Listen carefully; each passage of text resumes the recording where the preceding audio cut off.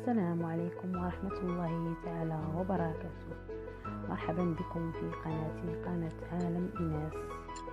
اليوم جبت لكم وصفة مجربة 100% لإزالة الكحة. الوصفة فيها مكونين فقط: الكمون البلدي وزيت الزيتون. أنا كنأكد على الكمون البلدي، حقاش ضروري في هذه الوصفة. كنخلطو معلقة صغيرة ديال الكمون البلدي مع معلقة صغيرة ديال زيت الزيتون، كنخلطوهم جيدا وكنشربوهم قبل النوم.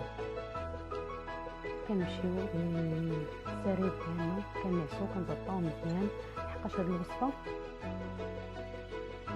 هاد الوصفة خصنا نعرقو عليها باش يخرج البرد ويخرج. هاد الوصفة مجربة 100%، وكنتمنى البنات اللي يجربوها يدعوا معايا، يدعوني ان شاء الله، وبمشيئة الله غيكون الشفاء.